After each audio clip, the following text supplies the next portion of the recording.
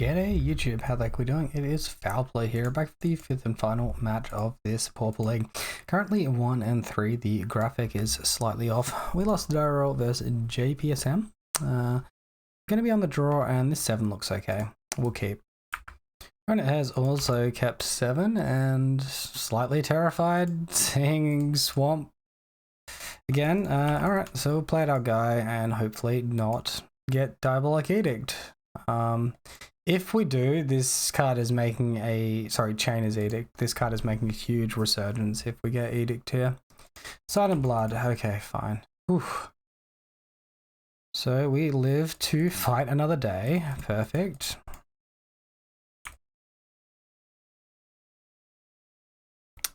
Get our Chain is Edict protection, attack for 2. And it makes their third land dropped here. What do we see here? Something or other witches. Deals 1 damage to any target and 1 damage to any target.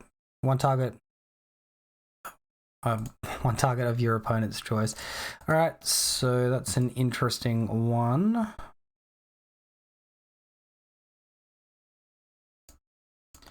Think we just go for maximum damage here. While our, or we can just draw a Cartouche of Solidarity and get an extra instance of protection from Chain is Edict after the activation of Witches. So that's a pretty good draw. Not going to complain on that one. Let's go ahead and attack for 5. Witch's Cottage, wow. Looks like our opponent has passed the turn to us, and I think Ancestral Mask is a little bit of damage here, so let's just go ahead and throw that on our creature and it should be lethal. So, attack for 15, cross our fingers. Alright, so I spent a little bit of time looking up a deck. I found Pauper's Witches, although this version of the deck does not have white mana. I don't have enough time to look up the more specified version our opponents have. We can see Chain is Edict. We can see Chittering Rats, which can be an annoying one. Thorn of the Black Rose. And then like discard from the sideboard as well. Might actually bring in Relic of Progenitors to help remove our opponent's graveyard so we don't get Chain is Edict multiple times. Ancestral Mask seems like a little bit slow to me. We are bringing in Crefix's Insight in its place. Possibly after that, maybe cut 1 Commune. We definitely need our Cartouches. Actually, Commune is good because it helps us find Cartouche. Maybe we're just supposed to cut Rancor. Armadillo Cloak. Let's cut 1 Rancor to Armadillo Cloak.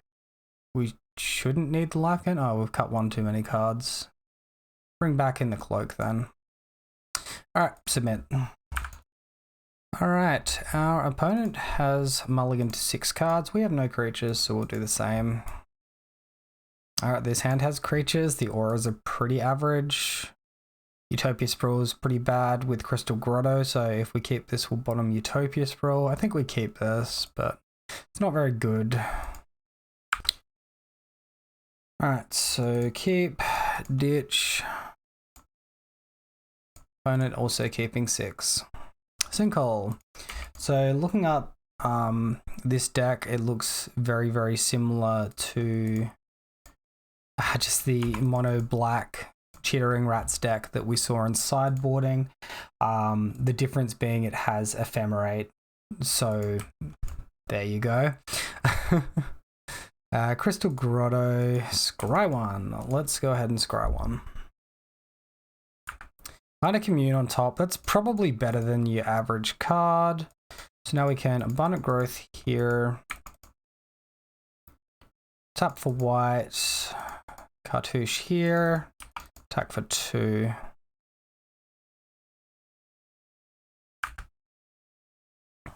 Alright. So we're in a decent spot going forward at this point. I should note that, oh god, Defile, we're about to get Edict anyway, because Defile OP. Maybe I should have played the Bogle instead, and we would have saved on a Cartouche. Chittering Rats, okay. So enters the battlefield, target opponent puts a card from their hand on top of their library. All right, sure thing. In some cases, it's worse than discard. For example, when you're trying to get to your expensive spells, it can be worse than discard. We'll start with Commune, see what we find. Forest to test and training. I think it's to test and training because that's an actual spell. We can't actually cast it this turn though. Play our Bogle. Let's attack for 2. Duress from the opponent. Well, a bunch of good stuff in hand, but we'll see what they choose to take. It might be Commune. It might be the Trample. I don't know. So they do take Commune. Ethereal Armor on top? Wow, don't mind if I do. Alright, so Abundant Growth over here, draw a card. And Armadillo Cloak. Alright, so now we're getting somewhere.